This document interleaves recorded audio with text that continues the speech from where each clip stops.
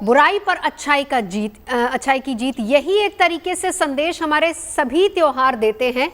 लेकिन इसी के साथ साथ अगर हम बात करें, हम जैसे यहाँ पर होली की भी बात कर रहे हैं, इसमें भी तमाम वही कथाएं जुड़ी हुई हैं कि कैसे घमंड को चकनाचूर करते हैं। भले ही शक्तियाँ कितनी भी आपके पास हो, लेकिन अगर घमंड आ जाता है तो किस तरीके से वो आपके लिए काल ही साबित होता है। अगर खासतौर पर अगर हम होली की भी बात करें, और कौन सी कथा आप सुनाना चाहेंगे?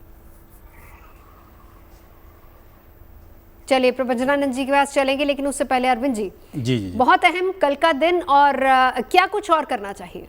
देखिए, ऐसा है कि ये रंग पंचमी का जो दिन है, खास करके अपने इष्ट को रंग जो है अर्पित करें और उनसे आशीष प्राप्त करें, और वह इष्ट आपको जो है पूरे साल भर के लिए निरोग और स्वस्थ बनाते हैं। और कहते भी हैं कि आप अच्छे मन से, अच्छे भाव से जब किसी भी चीज़ को आप करते हो तो प्रभु आपको इस प्रकार प्रदान करते हैं। कहते हैं स्वस्तिदा स्वस्ति कृत स्वस्ति, स्वस्ति भुक् स्वस्ति दक्षिणः, चतुर्मूर्तिश्च चतुर्बाहुश्च चतुर्व्यूहश्च चतुर्गतिः चतुरात्मा चतुर्भावश्च चतुर्वेद विदेकपात।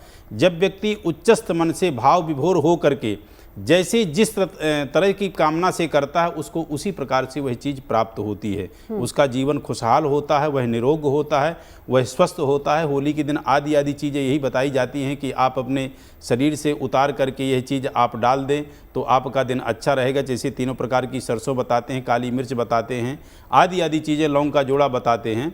उसी प्रकार देखिए, देवताओं के प्रति आप जब अच्छे मन से, दो अभी कथावाचक यही बता रहे थे कि जब भाव विभोर होकर के आप किसी भी चीज़ को अच्छे से भजते हो, कहते हैं कि यम यम चिंतयते कामम तम तम प्राप्नोत निश्चम। जैसे जिस कामना से, जिस भाव से हम भजते हैं, उसी प्रकार से जो है हमें चीज़ वो मिलती है। ए यथा माम प्रपद्यन्ते तांस तथैव भजाम्यहम्।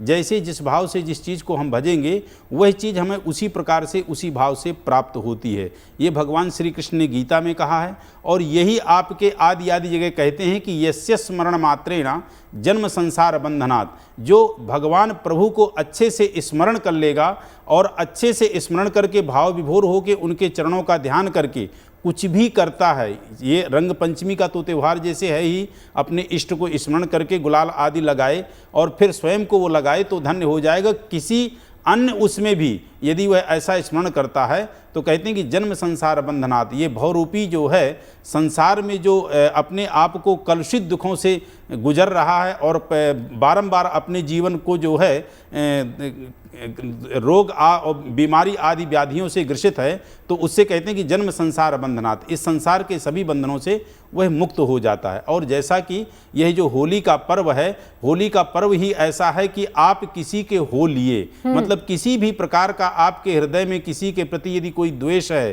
कोई किसी प्रकार का यदि आपके अंदर कोई ईर्ष्या है, तो उन सारी चीज़ों को ऐसे ही जला दें जैसे कि होलिका का दहन हो गया। जैसे कि विशाल ईंधन को थोड़ी ही देर में आग जला करके थोड़े से जो है खाक में बदल देती, उसी प्रकार व्यक्ति को अपने दुष्कृत्य जो सोच हैं, जो उसके अंदर जो बुराई है, जो उसके अंदर कृतज्ञता है, ईर्ष्या है, आदि को जला देना चाहिए और प्रफुल्लित खुशी मन से जो है अपने दुश्मन से भी गले मिलना चाहिए। वक्त की कमी है, लेकिन एस्ट्रो तक ऐप पर आपको मिलेगा भविष्य से जुड़े हर सवाल का जवाब। डाउनलोड कीजिए एस्ट्रो तक ऐप और चुटकी में जुड़िए इंडिया के बेस्ट एस्ट्रोलॉजर से।